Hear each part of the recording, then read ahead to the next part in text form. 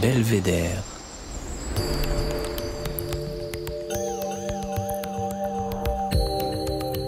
Le podcast du département de l'Isère.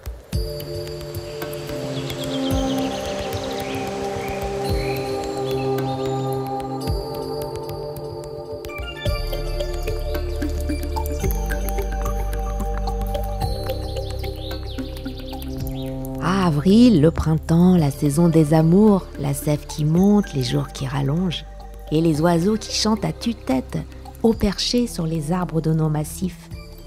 C'est vrai qu'on les entend toute l'année, mais à cette saison, c'est une forme d'apothéose. Les chants se font plus intenses et virtuoses. Au lever du jour, c'est un concert tonitruant. Arnaud Calec, ornithologue et naturaliste au département, nous emmènera tout à l'heure, à l'aube, dans l'une de ses clairières préférées du massif de Beldonne, le marais de Séglières, où vivent des centaines d'espèces d'oiseaux. Nous avons rendez-vous avec la grive musicienne, première à vocaliser.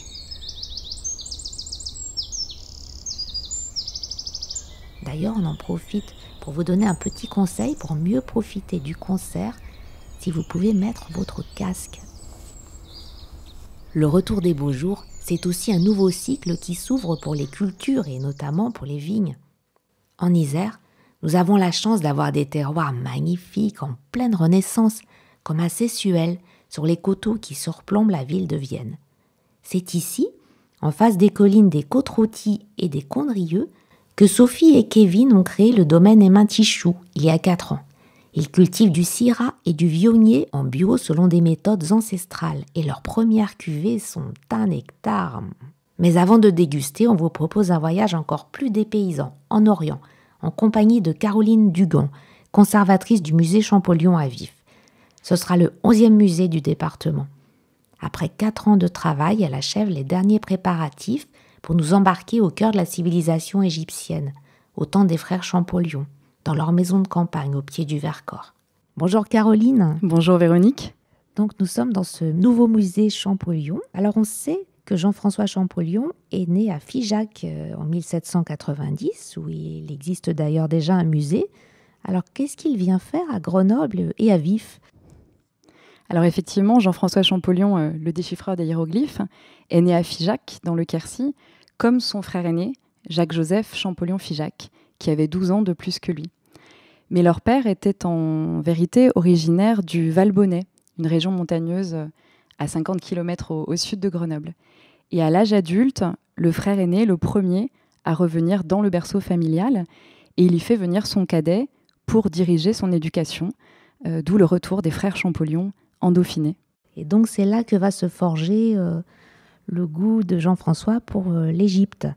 Tout à fait, on peut dire que c'est une passion commune aux deux frères, que cette passion pour l'Égypte ancienne. Les deux frères vont grandir dans une période où on se passionne pour l'expédition d'Égypte menée par Bonaparte. C'est un engouement incroyable pour cette civilisation millénaire de l'Égypte antique. Les deux frères vont découvrir les récits de voyage, les nouvelles de l'expédition. Et la légende veut même que Jacques-Joseph ait présenté sa candidature pour cette expédition. Donc à Grenoble, comme ailleurs, on se passionne pour cette égyptomanie qui naît à ce moment. Quelle était l'ambiance qui régnait à l'époque dans la capitale du Dauphiné ? Alors c'est une ambiance très propice pour le jeune Jean-François, puisque son aîné prend en main son éducation, il va lui donner des leçons. Jean-François, le petit Jean-François, loge dans un cocon de livres chez son frère aîné, et sa passion le porte très vite vers les langues orientales. On sait qu'il brûle d'apprendre le grec.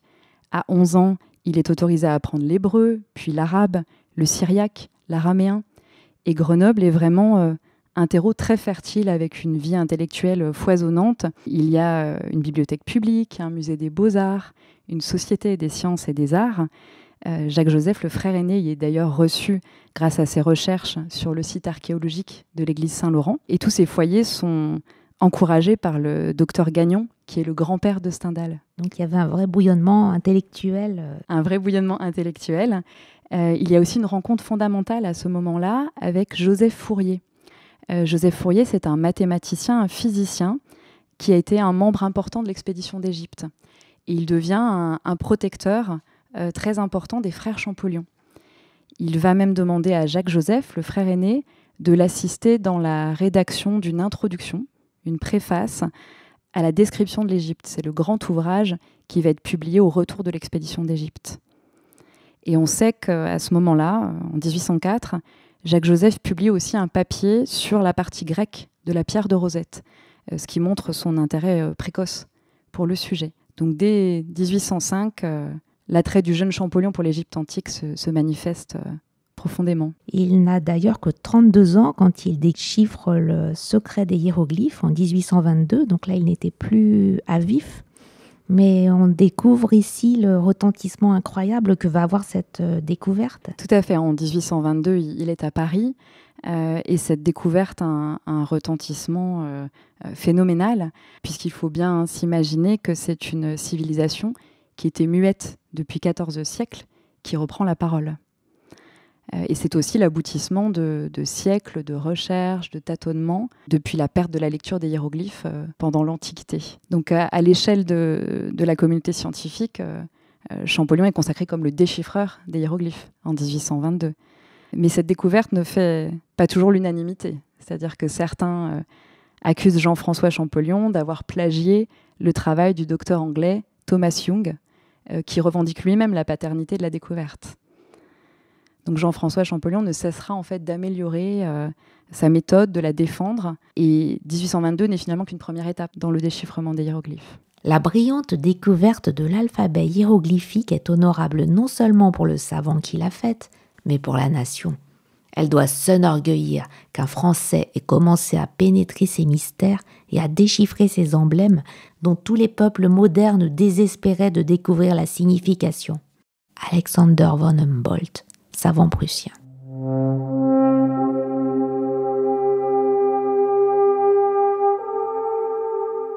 On a ici quelques documents. Il n'a pas travaillé d'ailleurs sur la pierre de Rosette elle-même, Jean-François. Tout à fait, il a travaillé sur des relevés qu'il se faisait envoyer.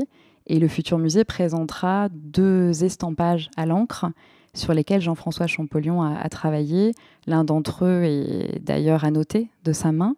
Et ce sont vraiment des preuves très émouvantes de son long travail de recherche. Et donc Jean-François consacrera le reste de sa carrière aussi à enrichir le premier manifeste de sa découverte, la lettre à Monsieur Dacier. Il y aura ensuite le précis du système hiéroglyphique, la grammaire, le dictionnaire égyptien, qui donneront d'autres clés de compréhension. Donc ce qu'on découvre dans ce musée aussi, c'est la genèse et l'élaboration d'une œuvre. Tout à fait, c'est le déchiffrement, bien entendu, qui aura une grande place dans le musée, mais aussi ce qui en découle. C'est-à-dire qu'après 1822, au moment où cette civilisation retrouve la parole, Jean-François Champollion peut lire les textes, les objets inscrits, les papyrus, les bas-reliefs. Donc c'est une véritable redécouverte de la civilisation antique égyptienne. Et nous avons envie de parler dans le musée de l'après-déchiffrement. C'est-à-dire tout ce que Jean-François Champollion va aboutir après 1822. C'est-à-dire qu'il va mettre à l'épreuve sa démarche scientifique. Il va étudier les antiquités égyptiennes. Il va parcourir l'Italie, notamment, pour étudier les musées, les collections d'antiquités égyptiennes à Turin. Il va mener sa propre expédition en Égypte. Auparavant, il sera même à l'origine du premier musée d'égyptologie français au Palais du Louvre. Et à son retour d'Égypte, il occupera la première chaire d'égyptologie française. Donc, c'est vraiment la consécration de cette nouvelle discipline qui naît au XIXe siècle. On a ici sa tenue d'Égyptien. Parmi les pièces un peu émouvantes que les visiteurs pourront découvrir dans le futur musée, il y a une tenue égyptienne composée d'un fez ou d'une chéchia et d'un manteau que Jean-François Champollion a porté en Égypte. Parce qu'il a fini par y aller. Il a fini par y aller 30 ans après l'expédition menée par Bonaparte. Et alors dans ce musée, on découvre aussi son frère aîné qui a joué un rôle, je crois, très important. Oui, alors Jacques-Joseph Champollion-Figeac a effectivement joué un rôle très important auprès de son cadet Jean-François. Il avait 12 ans de plus, il était son frère aîné mais aussi son parrain, et tous deux avaient une relation fraternelle très fusionnelle qui transparaît dans la correspondance que le département de l'Isère a achetée avec la propriété.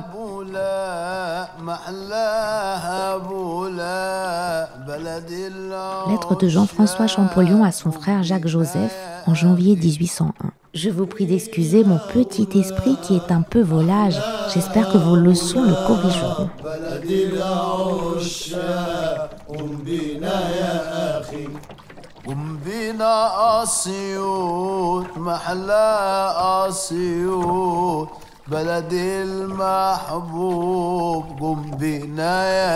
Jacques-Joseph, c'est aussi une personnalité passionnante qu'on a vraiment envie de faire découvrir aux visiteurs. C'est un autodidacte de formation, mais qui a connu une ascension fulgurante. C'était un bibliophile qui était féru d'antiquité, qui s'est formé à l'épigraphie, à la numismatique, et qui s'est très vite fait remarquer dans le milieu dauphinois, le milieu grenoblois. Et puis en 1807, il a épousé Zoé Beria, d'une famille bien connue en Dauphiné. Les Grenoblois connaissent souvent le cours Beria, qui a pris le nom d'un des frères de Zoé, qui était devenu maire de Grenoble. Et il se trouve que le père de la mariée, Pierre Beria, possédait un domaine au sud de Grenoble. Et c'est ainsi que les frères Champollion ont été amenés à séjourner à Vif. Et c'est ainsi que l'on découvre la Maison des Champs dans ce cadre champêtre. Si vous pouvez nous décrire un peu les lieux, Caroline ? Oui, alors cette propriété, elle se trouve donc au sud de Grenoble, au pied du Vercors. Et c'est vraiment la maison de cœur des frères Champollion. C'est un lieu qui comptait beaucoup pour eux et qui était au XIXe siècle un domaine agricole. Donc c'est un domaine qui comprend un parc, un jardin qui est replanté d'essences locales, de parterres de fleurs, et une ancienne ferme, des dépendances et une maison bourgeoise dans laquelle les frères Champollion ont séjourné. Donc les futurs visiteurs vont découvrir cette demeure historique dans laquelle est installé le nouveau musée. On y verra donc des décors qu'ont connus les frères Champollion, le salon, la salle à manger, mais aussi la petite chambre sous les toits qu'occupait Jean-François Champollion lors de ses séjours. On y verra aussi des objets emblématiques dont nous avons parlé, le bureau du déchiffrement, des estampages de la pierre de Rosette, une tenue égyptienne. Et donc c'est un lieu de mémoire aux frères Champollion qui rappellera que souffle un peu au pied du Vercors un parfum de science et d'Orient. C'est vrai qu'il règne une atmosphère ici très 19e siècle et orientale. On est vraiment dans l'ambiance. Et il y a un beau parc également à découvrir. Il y a un très beau parc qui sera un atout fondamental pour le site. Les frères Champollion l'appréciaient énormément. C'est un endroit qui a été baptisé par les descendants les Ombrages de Vif. Et c'est vraiment l'atout de ce lieu au pied du Vercors. Eh bien, merci beaucoup Caroline. Nous avons maintenant hâte d'être le 29 mai, jour de l'ouverture. Merci Véronique. Vous écoutez Belvédère, le podcast du département de l'Isère. Des rives du Nil à celles du Rhône, on se transporte maintenant à Sessuel, au cœur d'un domaine viticole réputé depuis les Romains et qui avait pourtant disparu sous les ronces après la Seconde Guerre mondiale. Les sols de schiste et de gneiss, le microclimat ensoleillé et venté, toutes les conditions sont optimales pour créer un grand vignoble. C'est là que Sophie et Kevin Emintichou, un jeune couple passionné, a choisi de replanter la vigne il y a 4 ans. Sophie nous attend dans la cave. Bonjour Sophie. Bonjour. Donc nous sommes ici sur votre domaine, le domaine Emintichou à Sessuel, qui est un jeune domaine. Donc est-ce que vous pouvez nous le présenter ? Nous avons créé notre domaine de A à Z avec mon conjoint Kevin. Nous nous sommes rencontrés à Montpellier en BTS viticulture-œnologie. On a fait tous les deux des parcours vraiment très différents. Moi, par exemple, j'ai fait 4 ans d'études en physique mécanique avant de me rendre compte que je voulais travailler dans le vin. Et Kevin, pareil, a fait tout autre chose et on s'est retrouvés tous les deux à Montpellier. On a eu notre diplôme et ensuite, on a décidé de voyager un petit peu. On a fait notre expérience en travaillant chez différents vignerons, que ce soit au Chili, en Afrique du Sud, également en Bourgogne et ici dans la vallée du Rhône. Et on a créé notre domaine donc en 2015. Pourquoi ce choix ? Comment est-ce que vous avez découvert ce terroir ? Eh bien, moi, en fait, j'ai grandi à Sessuel. Je suis vraiment originaire du village. Et donc, mes grands-parents ont des terres avec un beau terroir, une belle exposition. Mon objectif, c'était de replanter ces terres-là qui, en fait, étaient plantées en vigne il y a très, très longtemps. D'ailleurs, ma grand-mère se souvient avoir vendangé quand elle était toute petite avec son grand-père dans le coteau. Donc voilà, quand j'ai commencé à travailler en vigne, en fait, je me suis rendu compte que ces terres de mes grands-parents sur Sessuel avaient quelque chose et il fallait vraiment remettre de la vigne ici, que ça allait donner quelque chose d'intéressant. Oui. Le domaine de Vitis Vienna, d'ailleurs, c'est un terroir qui est réputé même depuis l'Antiquité. Et à un moment donné, il a été abandonné. Depuis quelques années, donc on voit à nouveau des vignerons s'installer juste en face des collines du Côte-Rôtie, du Condrieu, qui sont vraiment juste en face. Pourquoi est-ce que ça s'est arrêté à un moment donné? Tout avait disparu donc au moment du phylloxéra. C'est donc 3 vignerons, il y a un peu plus de 20 ans, qui ont eu l'idée de replanter des vignes dans le secteur. Donc c'est Gaillard, Villard et Cuiron. Et il y avait aussi Pierre-Jean Villat à l'époque qui était avec eux. Donc ce sont les premiers à avoir redécouvert un peu ces terrains, ces vieilles terrasses. Et même nous, quand on a défriché nos parcelles, on s'est bien rendu compte qu'il y avait toutes ces terrasses avec ces vieux murs en pierre sèche, sous les ronces. On voit qu'il y avait beaucoup de vignes avant. Et aujourd'hui, on est une vingtaine de vignerons à avoir planté des vignes sur Sessuel. Par contre, en fait, on est le seul domaine à vinifier sur place. Chaque vigneron qui a planté des vignes sur Sessuel a déjà sa cave sur l'autre rive du Rhône. Et nous, en fait, on est le seul domaine vraiment sur Sessuel. Et par rapport donc aux collines d'en face, c'est le même terroir en termes d'identité, c'est la même chose ou... Comme en face, on retrouve du micaschiste et le granit. Par exemple, sur Ampuis, en appellation Côte-Rôtie, c'est plutôt du schiste. Et un petit peu plus au sud, Condrieu, où là, c'est vraiment que du granit. Et ce qui est intéressant sur Sessuel, c'est qu'on a à la fois du micaschiste, du granit, et on a aussi, par exemple, nous, sur notre parcelle de l'avant-première ou la Reine, on est également sur une veine de quartz. Donc ça fait vraiment un mélange de terroirs. Quand on se balade dans les vignes, c'est impressionnant. On avance et d'un coup, on voit tous les cailloux très blancs, le quartz, un peu plus loin que du micaschiste. Donc ces petits feuillets un peu bleus foncés. Donc c'est assez intéressant. Oui. Donc voilà le beau terroir de Sessuel.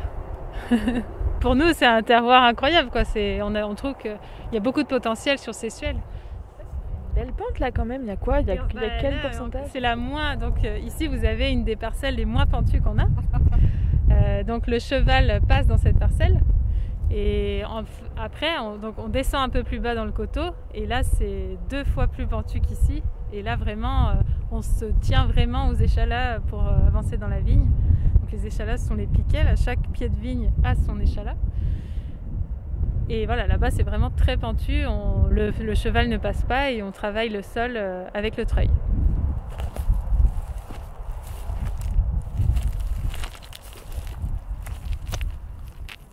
Et bien là, nous avons un beau panorama sur la ville de Vienne. On aperçoit même le théâtre antique là-bas tout au fond. Et en fait, le Rhône fait vraiment un virage. Et on imagine donc les coteaux des Côte-Rôties qui sont juste derrière la colline en face. Donc on est exposé plein sud et on voit donc les Côte-Rôties exposés plein sud, là-bas, derrière, à l'opposé de la colline. On est donc sur Sessuel, donc c'est la première parcelle que nous avons plantée en 2015. Les tout premiers cèpes, et aujourd'hui donc c'est la 6e feuille. Et donc la 4e récolte de cette cuvée, notre première cuvée, donc l'avant-première sur Sessuel. Vous avez planté combien d'hectares de vignes et quel type de cépage? On a commencé à planter en 2015, donc notre première vigne avec presque 1 hectare de Syrah. Et on a planté également une petite parcelle en vionnier il y a 3 ans maintenant. Et donc, on vient de sortir la cuvée en vionnier, donc l'avant-première blanc. Chaque domaine a un peu son identité ou c'est tous les mêmes? Comment est-ce qu'on les différencie? Chaque vigneron, après, a sa patte, on va dire, c'est évident. On a appris à vinifier pas mal en Bourgogne, à Gevrey-Chambertin, quand on a travaillé au domaine de M. Bouvier. C'est vrai qu'on a appris là-bas à vinifier le pinot noir, qui est un cépage assez délicat. Et du coup, on nous dit souvent que notre Syrah, c'est de la Syrah qui pinote. Donc, on essaye de garder cette finesse dans les vins, cette fraîcheur. Oui, vous avez fait le choix aussi de cultiver en biodynamie même, je crois, avec des méthodes vraiment naturelles.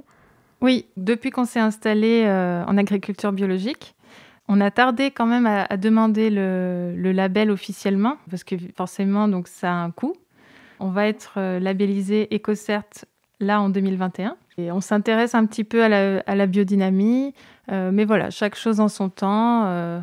C'est vrai que déjà, on va au-delà du cahier des charges du bio, puisque que ce soit à la vigne et à la cave, on travaille vraiment de façon naturelle.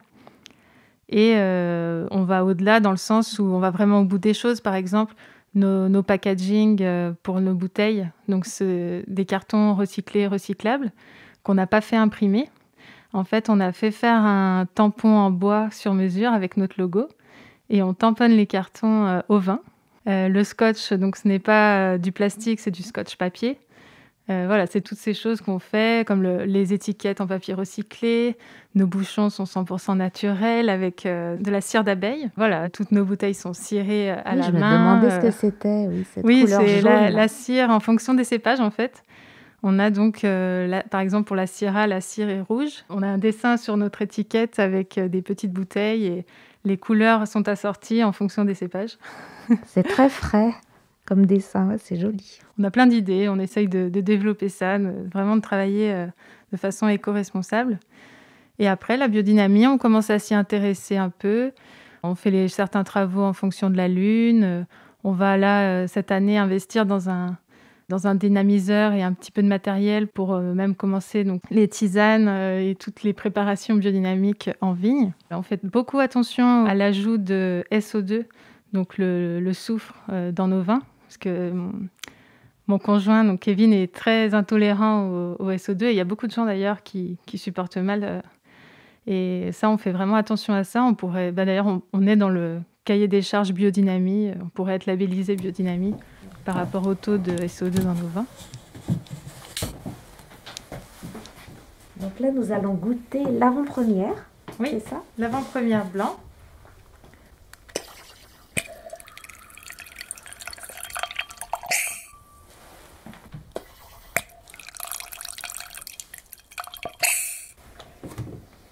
Ça sent le fruit. Ça sent bon, hein. Donc là, c'est 100% vionnier sur Sessuel et c'est le fameux vionnier sur mica-schiste. C'est super frais, avec des notes très minérales. Non, là, c'est vrai, on sent pas trop l'alcool d'ailleurs. Non, oui, c'est vraiment pas... très frais. Voilà, l'objectif, c'est ça. On veut garder la fraîcheur et pas tomber dans cette lourdeur des fois qu'on a sur certains blancs, surtout avec le vionnier qui peut être assez lourd. C'est de l'infusion plus que de l'extraction. Et c'est la première récolte. Enfin, je veux dire, il y a eu très très peu de raisins. On a fait, je crois, une barrique sur cette première cuvée. C'est une expérience rare. Bravo, parce que pour une première, c'est plutôt réussi. Au revoir Véronique. Merci pour votre visite.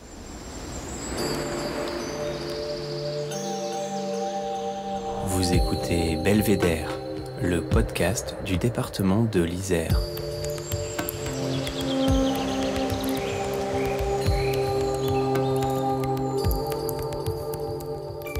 Nous allons maintenant quitter la ville pour nous immerger en pleine nature, au sein du massif de Beldonne, à 1100 mètres d'altitude.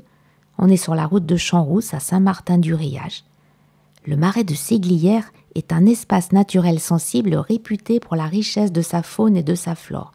C'est le royaume de la gélinote des bois, des tourterelles, de la grive musicienne, et elle est la toute première à chanter. Arnaud Calec s'y rend régulièrement au lever du jour, et on va l'écouter avec lui. Bonjour Arnaud. Bonjour. Nous sommes ici au marais des Séglières, un espace naturel sensible de Beldonne, au-dessus de Saint-Martin-du-Riage. Et nous sommes venus avec vous écouter les chants d'oiseaux parce que vous êtes ornithologue, vous travaillez au département de l'Isère. Oui, je travaille au service patrimoine naturel. Je suis gestionnaire espaces naturels et ruraux. Et donc nous sommes sur un espace naturel sensible local, donc le marais des Séglières, donc qui est géré par la commune de Saint-Martin-du-Riage. Et cet espace dispose d'une grande diversité de milieux, d'habitats, et du coup d'une grande diversité d'oiseaux. Et pour apprécier ce lieu, un des bons moments, c'est justement le lever du jour, où les différents habitants parlent entre eux, se réveillent en chantant. Eh bien, nous allons partir sur le terrain, tout doucement, sans faire de bruit.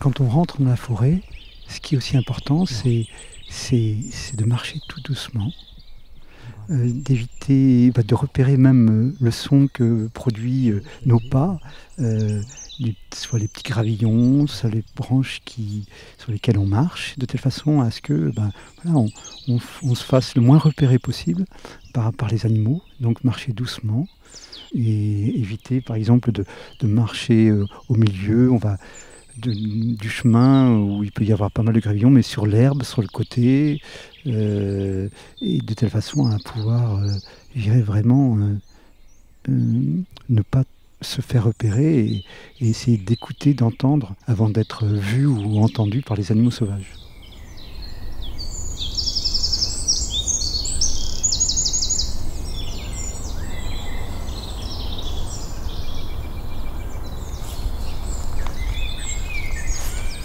On entend au fond, c'est le merle noir.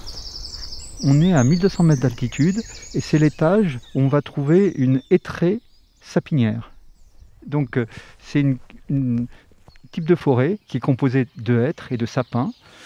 Et vraiment, dans ce type de milieu, on va trouver des espèces bien particulières. Ça va aller des espèces de pics, comme le pic noir, le pic épêche, et qui vont permettre ensuite à des espèces comme la chevêchette ou la chouette de Tegmalm à vivre dans ce type de milieu bien particulier.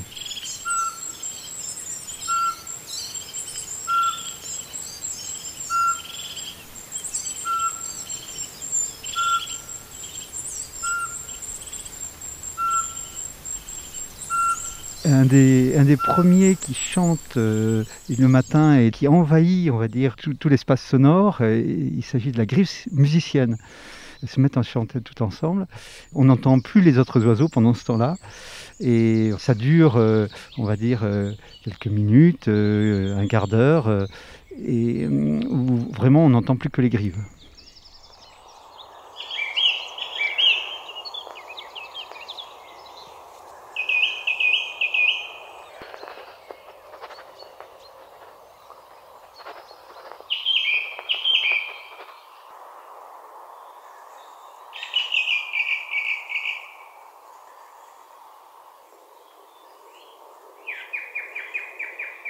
Cet espace naturel sensible, donc situé sur les hauteurs de Saint-Martin-du-Riage, à 1200 mètres, est une très belle clairière qui est composée d'une tourbière, d'un étang et d'une belle prairie où on trouve une grande diversité d'espèces très très particulières qui vivent dans la tourbe.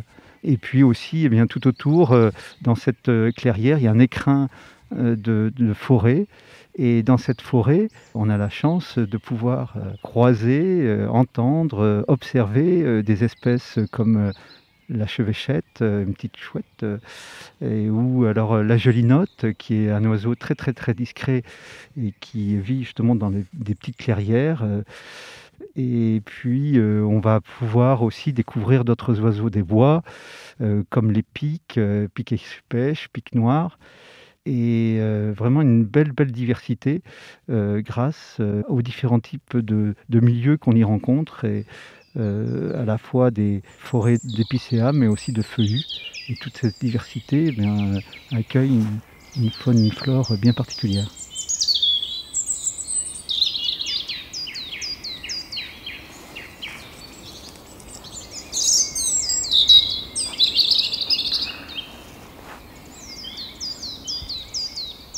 On est dans un creux de vallon qui est alimenté par différentes sources qui sont en hauteur et qui vont recueillir justement la fonte de la neige qui s'infiltre dans le sol et qui ressurgissent à ce niveau-là de l'ENS des Séguières.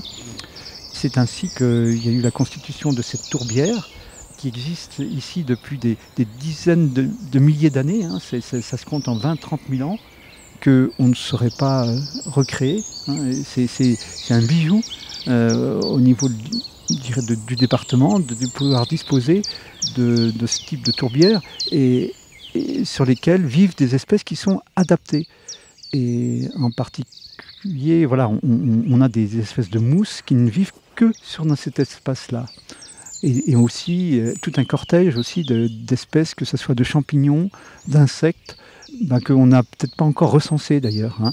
On sait que en protégeant ce type de tourbière, on va protéger tout un cortège d'animaux et de plantes que même on n'a pas eu encore connaissance. À l'espace naturel sensible, on va pouvoir faire des études et pouvoir mieux les connaître petit à petit pour mieux les préserver. Et le devenir de cette tourbière qui, aujourd'hui, j'irais il y a des arbres qui ont poussé dessus parce qu'il y a eu justement de moins en moins d'eau. Donc une des réflexions qui est en cours, c'est de faire en sorte qu'il y ait le maximum d'eau qui alimente cette tourbière pour qu'elle puisse conserver son caractère patrimonial. On va s'approcher, les grenouilles et les crapauds sont beaucoup plus calmes ce matin, ce qui est tout à fait compréhensible du fait du froid. Ici, ce qui est assez extraordinaire, c'est de pouvoir écouter le chant des grenouilles et des crapauds, qui est bien différent et qui viennent se reproduire ici. Et là, vous voyez, il y a une corde et des dessins qui ont été mis au bord de l'étang. C'est pour éviter que le public s'approche et joue avec les pontes des œufs. Et donc de dire, écoutez, ce lieu est vraiment privilégié pour la reproduction des amphibiens. Privilégié pourquoi ? Parce qu'il faut faire des kilomètres et des kilomètres pour retrouver ce type d'étang favorable pour la reproduction. Donc on va s'approcher au bord de l'eau, on va voir si on va en apercevoir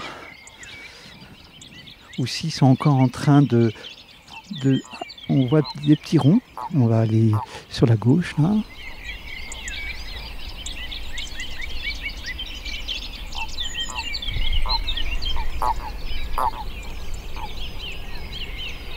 Voilà donc un couple. Les femelles sont plus grosses que les mâles. Et les mâles se mettent sur le dos des femelles. Le mâle, mais des mâles aussi, peuvent se retrouver à plusieurs sur une même femelle. On les voit là sous l'eau. Et donc il y a eu déjà les pontes qu'on a vues qui forment des amas. Ce sont des pontes de grenouilles rousses. Et bientôt on va avoir des filaments avec des œufs qui vont donner ensuite des têtards qui sont les pontes des crapauds.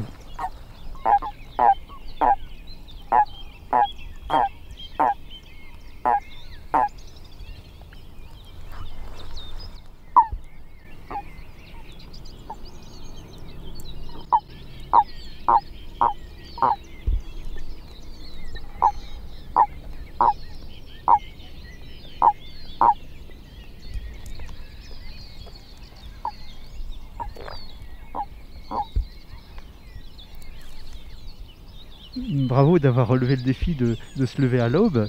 C'est vraiment déjà le premier point, c'est que le matin de bonne heure, eh bien, les oiseaux justement chantent, en particulier au printemps. Et donc là, c'est le moment privilégié pour pouvoir apprécier la diversité.